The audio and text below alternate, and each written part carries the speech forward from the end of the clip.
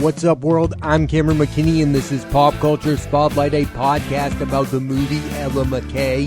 Here's a quick synopsis. When her boss, Bill Moore, gets a promotion, 34-year-old Emma Mackay becomes the governor of the state she grew up in, but the threat of a scandal threatens her regime. The film stars Emma Mackey, Jamie Lee Curtis, Iowa Debris, Spike Fern, Albert Brooks, Julie Kavner, Woody Harrelson, and Rebecca Hall. Standout performances. Like most people, the first time I saw actress Emma Mackey was in the Netflix comedy series Sex Education, and she's beyond delightful in that show, and a lot of the time, she was the funniest part of it. Mackey's casting in this film is what got me pumped for Emma Mackay, because being the female lead of a James L. Brooks movie is a huge opportunity and has the potential to be a star-making opportunity. Think about the history. Deborah Winger in Terms of Endearment, Holly Hunter in Broadcast News, and Helen Hunt in As Good as It Gets. I won't go as far to say that Emma Mackey is great in this movie, but looking at what she's tasked with, Mackey does more than a good enough job as the lead. She's playing a character who you have to believe is capable of being a governor of a state. That's the part of this character I struggle with the most, because it turns her into a blank canvas. Her performance was working the best during the moments of her personal life, her being protective of her brother and her resentment towards her father. Emma Mackay feels like a part that Reese Witherspoon would have played early on in her career. It's got some of that Election and Legally Blonde vibes in it, and I would argue it could have used some more of that. This will not be the star-making role I originally thought it could be, but Emma Mackey has some big movies on the way. The Great Beyond from J.J. Abrams with Glenn Powell, Jenna Ortega, and Samuel L. Jackson, and Narnia, the Magician's Nephew from Greta Gerwig with Carey Mulligan and Daniel Craig. I believe Emma Mackey has star qualities. When I was growing up, Jamie Lee Curtis was a bit of a forgotten figure, a celebrity you would see in a yogurt commercial, but now she's rejuvenated her acting career with Rian Johnson's Knives Out, one of the best recent ensemble films, Everything Everywhere All at Once for the Daniels, for which she won the Oscar for Best Supporting Actress, The Last Showgirl from Gia Coppola, and Emma Mackay. Curtis plays Ella's Aunt Helen, and it's a role she makes sense for. My issue with it is she's not given much of a backstory of her own, and that's my biggest issue with this movie. Is these characters are either there to move the story forward or for the ideas the filmmaker is interested in. Jamie Lee Curtis being in a James L. Brooks movie makes all the sense in the world, but this one left me wanting more. I don't think she is bad in this movie at all. I just think she could have used more screen time. Give her more time and let go of some of the other members of this cast. And finally, for my money, the best scenes of this movie are the ones between Emma Mackey's Ella and Bill Moore, played by the legend himself, Albert Brooks, who had worked with James L. Brooks on Terms of Endearment, Broadcast News, and I'll Do Anything. And in these movies and in Emma Mackay, he plays complicated figures who will make you wonder if he's a good person or not. In this film, his character obviously likes Ella, but he's a politician playing the game. I know that Albert Brooks will always most be remembered as a comedic actor, but he is beyond great in the films Drive and A Most Violent Year. This guy can be a really good dramatic actor as well. And getting back to Emma Mackay, I really do believe the whole movie could have just been the relationship between this mentee and their mentor, and how complicated that dynamic is. is. Another huge reason I wanted to talk about the movie Ella McCay on this podcast is because of writer-director James L. Brooks, who has had a monumental impact on television with The Mary Tyler Moore Show, Taxi, and a little show called The Simpsons, and films with Terms of Endearment, broadcast news, and As Good as It Gets. Just to give you an idea, we are talking about somebody who, for their first film as a director, Terms of Endearment, won Best Picture, Best Screenplay, and Best Director. He has also made movies that have had mixed reactions. I'm talking about I'll Do Anything in Spanglish, and with his last two, he's made movies dubbed awful by critics and audiences alike, with How Do You Know and this film I'm talking about today, Ella McCay. And I agree with the former being really, really bad, but I don't understand thinking Ella McCay is one of the worst movies of 2025. Yes, it's flawed and not as good as it should be, but there is something here. When watching this movie, you can tell the parts of it that James L. Brooks is completely disinterested in, including every romantic pairing in this movie. James L. Brooks doesn't want to go there. He's just doing it because he feels like he has to, because he's making a movie. Another major issue that I and most people have is he wastes a lot of talented people in this movie. Iowa Debris is in this movie, given absolutely nothing to do. And then you have Woody Harrelson. The third best performance in this movie, in my opinion, behind Emma Mackey and Albert Brooks, goes to Rebecca Hall, who is not in this movie nearly enough. That's where I differ from most critics. I see the good in this movie. I could see a world where this is a great movie.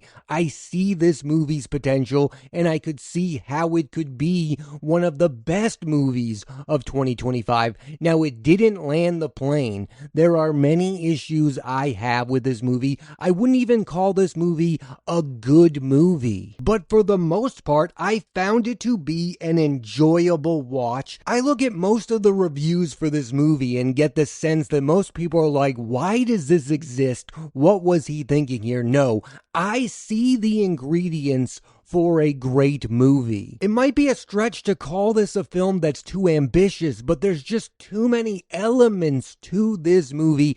I think if James L. Brooks just focused on one thing and one thing only, and that be the thing that he clearly cares about above all else, which is the relationship between Ella McCay and Bill Moore, then this would have been a great film. I should talk about the main romantic relationship in this movie, which is Ella McCay and her husband, who is Ryan, played by Jack Lowden. And James L. Brooks has done the deadbeat husband thing before, and he did so brilliantly with Jeff Daniels in Terms of Endearment. You feel like that guy is a real loser. This time around, this dynamic and this relationship feels really forced and out of nowhere and makes completely no sense whatsoever. And then I guess the subplot of this movie is Ella's brother Casey trying to work up the courage to ask Susan, played by Iowa Debris,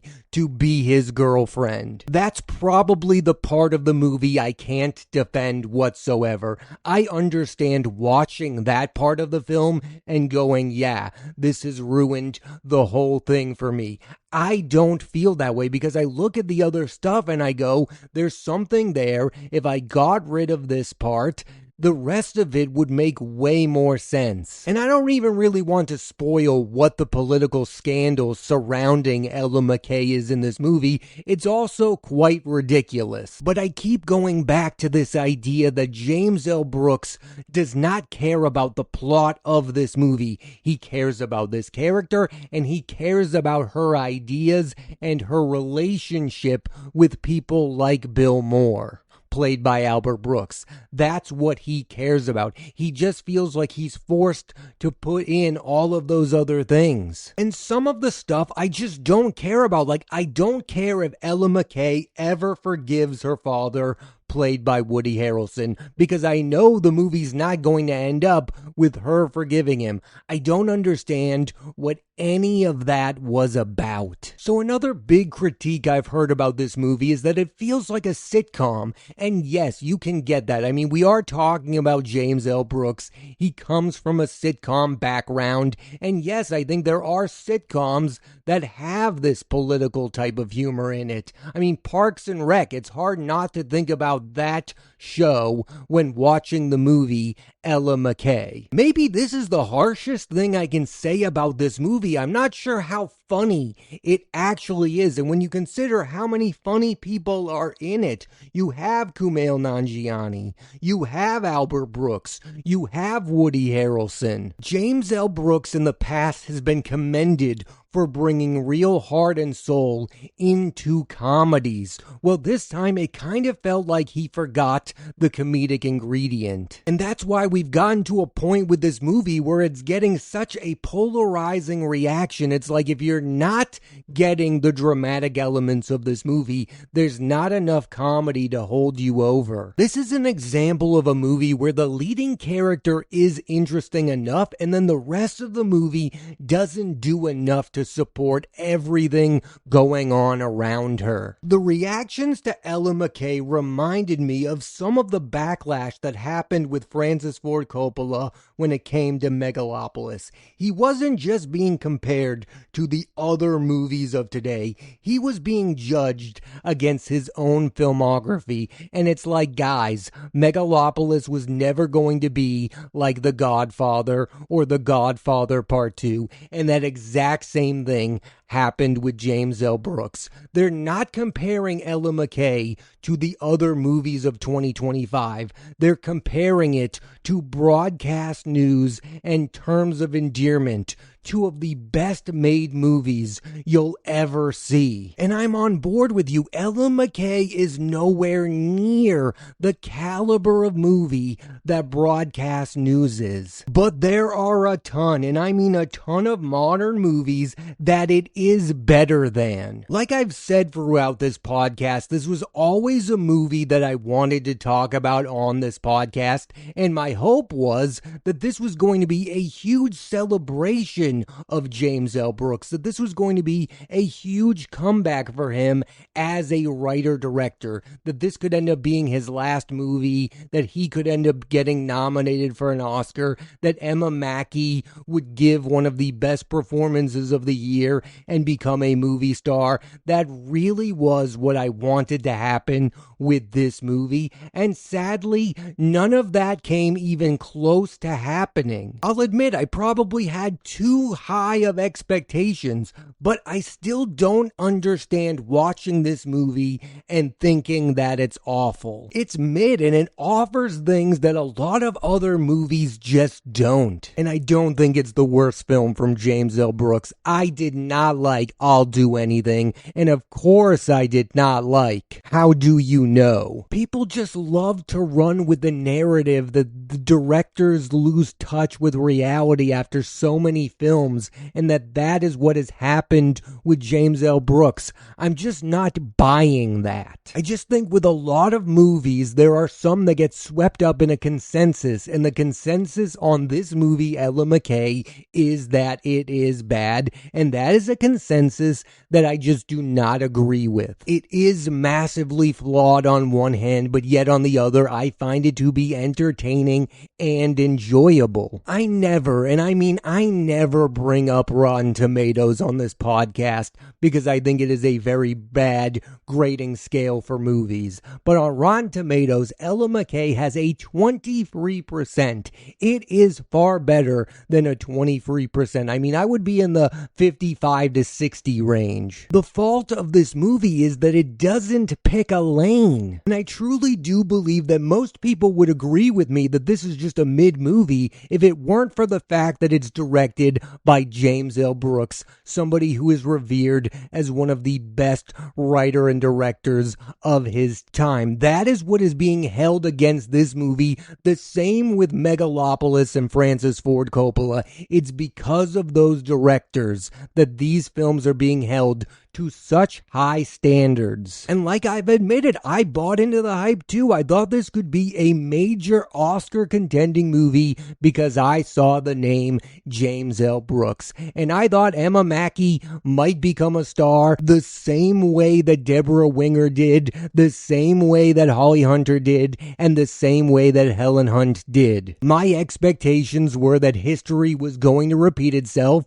and that James L. Brooks would turn yet another actress into a giant movie star. And quite frankly, that would have been the way better outcome than what we've got here. Because I do feel like I have to come to the defense of this movie, even though I don't love it, because so many people are saying that it's awful. Now, this is one thought I had while watching this movie. This is a film that would have been better if it were written and directed by Kelly Fremon Craig, who is a mentee of James L. Brooks, who has directed the movies The Edge of 17 and Are You There, God? It's Me, Margaret. In those movies, she got great performances from Haley Steinfeld and Rachel McAdams. Maybe she shouldn't have been the director of this movie, but I wish she was involved in Ella McCay in any way. Like, I feel like James L. Brooks needed a co-writer like Craig for this movie. The sad thing about Ella McCay is it is most likely going to end up being the final film of James L. Brooks's directorial career, and it's not ending on a great note, and most people think he's ending on a terrible note. And I don't know if we're going to live in a world anytime soon where this is going to become a cult classic. I think there's the potential of Emma Mackay becoming a movie star with her future film roles, but I don't know if that's going to have any positive effect on Ella McCay. And in a sense, I feel bad for James L. Brooks, but then I kind of go to like, how many great all-time movies is this guy really going to make? Like, was he really ever going to make another film that was going to compare to the likes of Broadcast News? I mean, that is a movie that people are still talking about decades later. I don't actually think the reception of Ella McCay has had any impact on this man's legacy. I've given you his TV resume. I've given you his filmography. James L. Brooks is all right. He's still viewed as a legend. I wish that the ending was happier than it is. I absolutely believe that Ella McCay deserves more defenders like myself, because there is something there. I think he's interested in ideas, and you can tell when he's interested. The problem is, there's so much of this movie that he's disinterested in. In the history of movies, there have been very few comedic filmmakers who have been taken seriously. I mean, I believe the modern examples are guys like Adam McCay and Judd Apatow, and everyone always compares Judd Apatow to James L. Brooks. They say, like Brooks, he makes movies that are way too long. He even had Albert Brooks in This Is 40, which also included John Lithgow, who of course was in Terms of Endearment. I just don't like getting the sense that people like to tear down a legendary filmmaker. I mean, what's the point? James L. Brooks wanted to make a movie. You don't like it. I think we can let it go. I don't agree with the idea that Ella McCay is one of the worst movies of 2025. I think it's a movie that had the potential to be great that isn't. It's a movie that's not as good as it should be and isn't as bad as everyone thinks it is. No matter how I feel about this movie, I do think it's a movie that's largely going to be forgotten, and the only reason I wanted to talk about it on this podcast is because of James L. Brooks. I am never going to get another chance to talk about this man's career. I wanted to give you my opinions about him. I think we're talking about a creative genius. And in case you were wondering, the best film of his filmography is without a doubt Broadcast News. But I think most of you already knew that. I also love the fact that Emma Mackay has movies on the way, so that Ella McCay will have ill effect on her acting career. This is somebody I do want to see in a lot more movies moving forward. She is in no ways one of the problems of this movie. She is a bright spot as the leading character, Ella McCay. Thanks for listening to this edition of Pop Culture Spotlight. I'm Cameron McKinney, and there'll be a new episode of the podcast every Thursday. I recommend you check out Ella McCay. Next week on the podcast, I'm talking about the film Crime 101, starring Chris Hemsworth, Mark Ruffalo, Barry Keoghan, and Halle Berry. So tune into that and please rate, review, and subscribe.